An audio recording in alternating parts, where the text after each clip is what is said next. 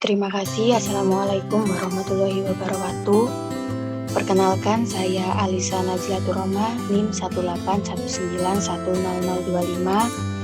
Saya mahasiswa semester 5 dari program pendidikan Ilmu Pengetahuan Alam Fakultas Keguruan dan Ilmu Pendidikan Universitas Islam Lamongan. Pada kesempatan kali ini saya akan menjelaskan mengenai model pembelajaran Project-Based Learning, mata kuliah pembelajaran inovatif 3 dengan dosen pengampu Bapak M. Habibullah MPD.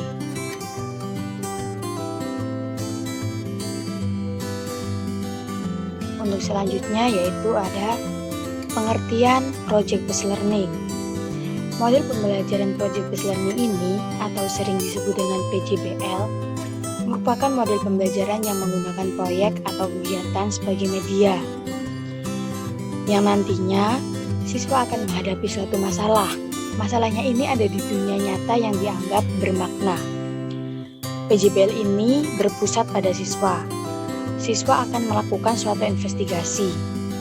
Investigasi ini dilakukan secara kolaboratif. Nantinya akan menciptakan solusi dari investigasi yang telah dilakukan. Adapun karakteristik dari Project-Based Learning. Yang pertama ada centrality.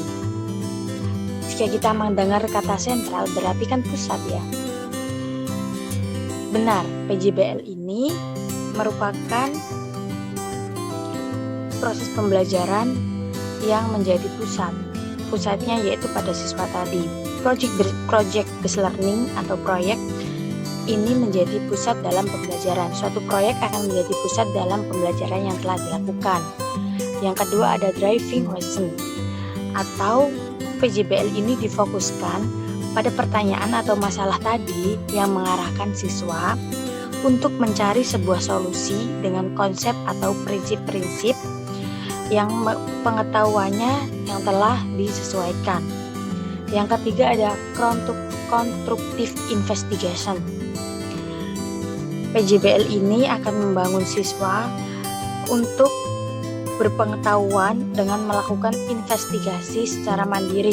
Investigasi ini akan dilakukan siswa secara mandiri. Di sini guru hanya menjadi seorang fasilitator.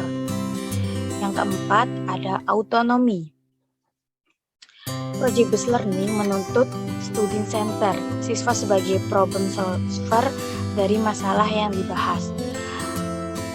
Student center berarti ini berpusat pada siswa, dan problem solver siswa yang akan memecahkan masalah yang ada. Yang kelima ada realisme. Dari kata real berarti kita sudah tahu artinya ya.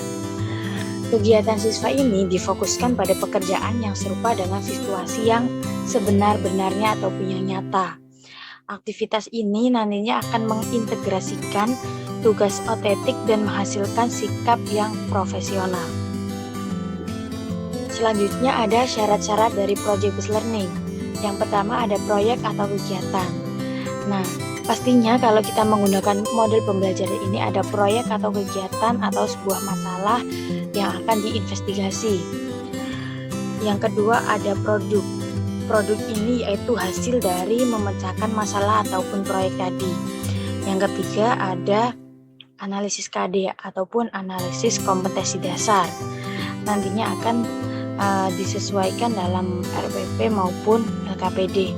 Yang keempat ada RPP dan LKPD. RPP ini berfungsi untuk kita sebagai bahan acuan dalam melakukan pembelajaran, dan LKPD bisa sebagai latihan untuk peserta didik setelah melakukan kegiatan belajar mengajar.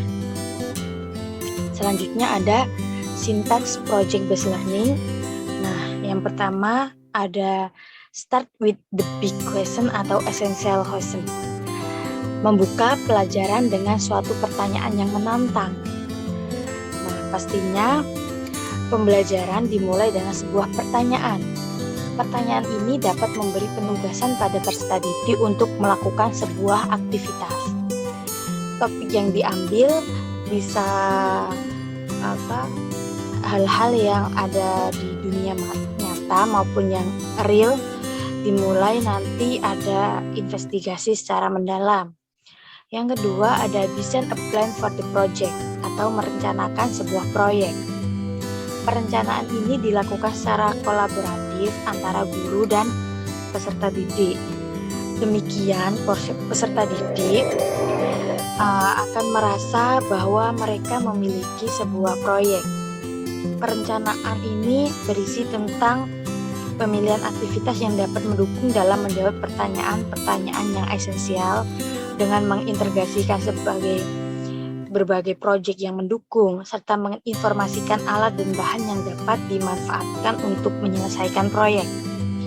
Yang ketiga ada create a schedule atau menyusun jadwal aktivitas. Guru dan peserta didik secara kolaboratif atau secara bersamaan menyusun jadwal aktivitas dalam menyelesaikan proyek. Di sini waktu dibutuhkan harus jelas dan peserta didik diberi arahan untuk mengelola maupun memanajemen waktu dengan baik.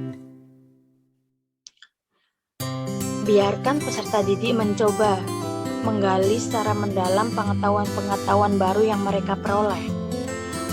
Tetapi sebagai guru harus mengingatkan ketika peserta didik melenceng dari tujuan proyek yang dikerjakan.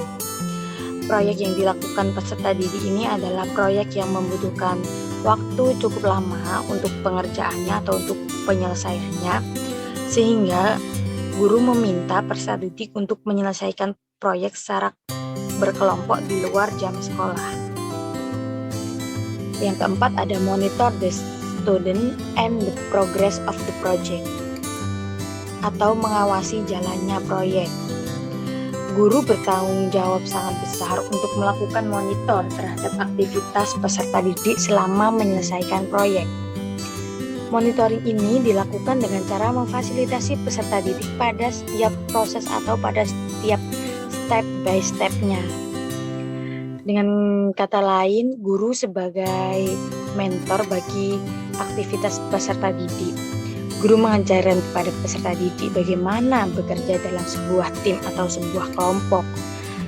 Peserta didik dapat memilih perannya masing-masing dengan tidak mengesampingkan kepentingan kelompok. Selanjutnya ada assess the outcome atau penilaian terhadap produk yang dihasilkan. Penilaian ini dilakukan untuk membantu guru dalam mengukur ketercapaian standar atau berperan dalam mengevaluasi kemajuan masing-masing dari peserta didik, memberi umpan balik tentang tingkat pemahaman mereka, serta membantu guru dalam menyusun strategi pembelajaran berikutnya. Penilaian ini dilakukan saat masing-masing kelompok mempresentasikan produk yang telah dihasilkan tadi dari pemecahan masalah. Yang terakhir yakni ada evaluate the experience atau evaluasi pengalaman belajar. Pastinya setelah melakukan beberapa step by step dalam langkah-langkah pembelajaran terus sampai di assess atau penilaian, pastinya ada evaluasi. Evaluasi ini merupakan akhir dari proses pembelajaran. Guru dan peserta didik melakukan refleksi terhadap aktivitas dan hasil proyek yang sudah dijalankan. Proses refleksi dilakukan baik secara individu maupun berkelompok. Peserta didik diminta untuk mengungkapkan perasaan dan pengalaman mereka selama menyelesaikan proyek. Nah, lalu cocok digunakan pada materi apa model pembelajaran PJBL ini?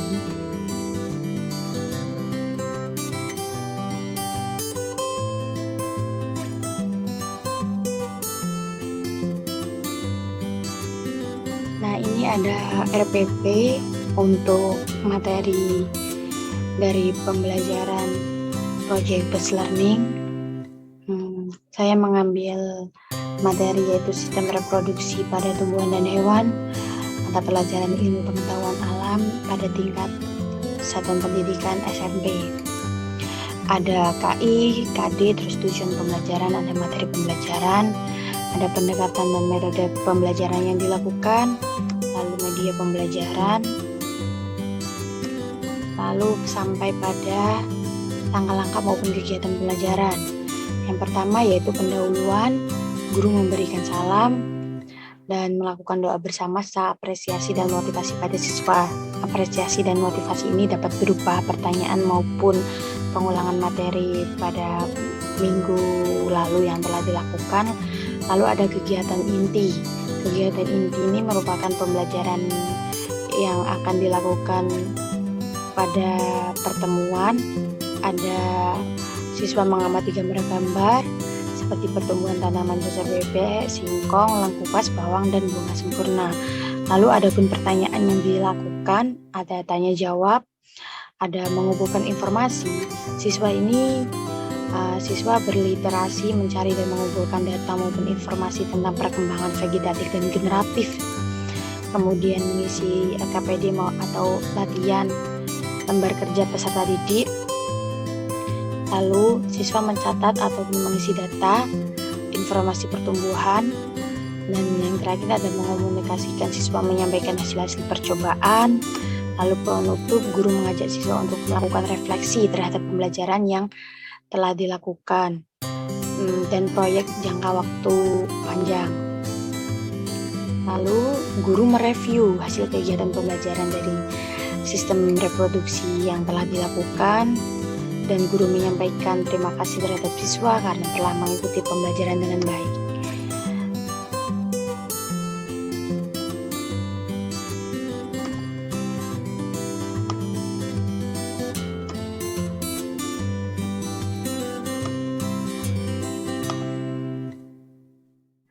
Baik, terima kasih. Sekian presentasi dari saya. Jika ada kurang lebihnya, saya mohon maaf yang sebesar-besarnya. Wallahul muwaffiq. Assalamualaikum warahmatullahi wabarakatuh.